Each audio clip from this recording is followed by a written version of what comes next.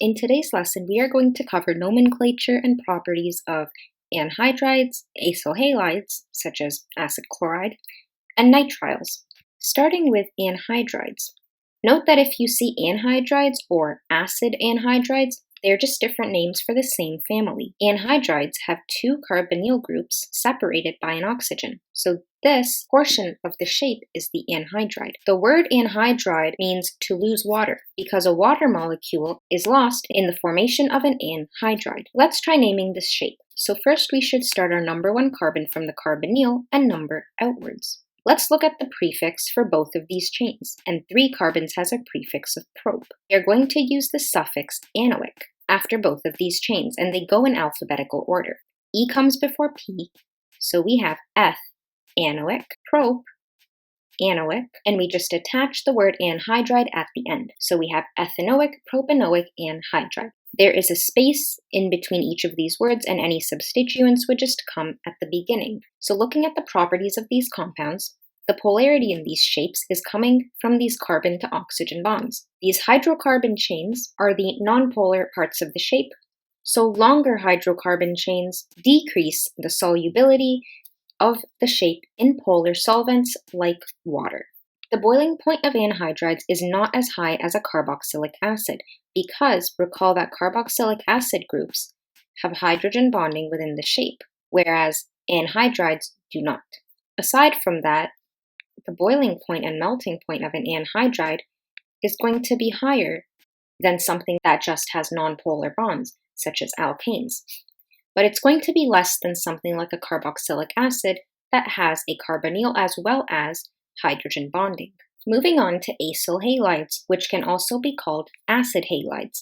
The halide part of the shape has to be a halogen. For example, acid chloride. Acyl halides have a carbonyl group as well as a halogen right next to it. So both of these side by side constitute the acyl halide group. Let's try naming this. So this is a 2-carbon chain, and I started my number 1 carbon at the carbonyl. The prefix for 2 is eth, and the ending we use for acyl halides is anoyl. So we have ethanoyl, and then we name the halogen with the ending IDE. So this is bromine from the periodic table. However, we name it with the ending IDE. So this is ethanoyl bromide. If there were any substituents, they would come before the name.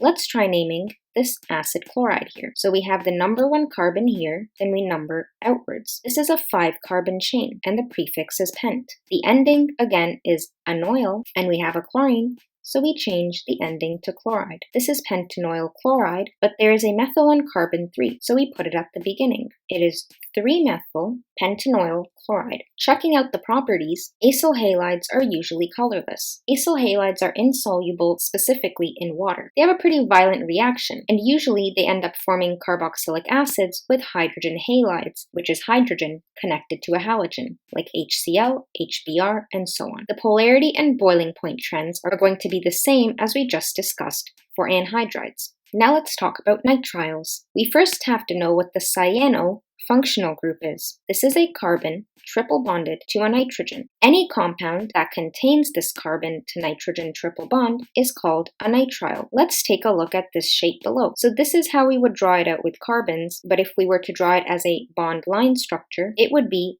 3 carbons with the cyano group at the end. So these two are the same compound. We name these as the alkane plus nitrile at the end. So including the carbon of the cyano group, we have a 4-carbon chain. The prefix for 4 carbons is but, and as an alkane it would be butane. Then adding nitrile to the end, we get butane nitrile. There is a second way to name this. We can name this group as a substituent and attach cyanide at the end. Naming it this way with cyanide at the end includes the carbon on the cyano group, so we don't use that to number our substituent. We actually only have 3 carbons here when we start numbering from the next carbon over. The prefix for 3 is prop, and naming it as a substituent is propyl, because recall that substituents need a YL ending. Then we leave a space and we put cyanide. So this is propyl cyanide. Again, if there were any substituents, they would come in the beginning. Taking a look at the properties, they are usually colorless compounds and they are very polar. There is no hydrogen bonding within the shape. Recall that hydrogen bonding is when hydrogen bonds to an oxygen, a nitrogen, or a fluorine. We don't have any hydrogen bonding within the shape, but this nitrogen can hydrogen bond with other molecules, such as water. The carbon to nitrogen group is pretty polar in general, making the entire shape polar.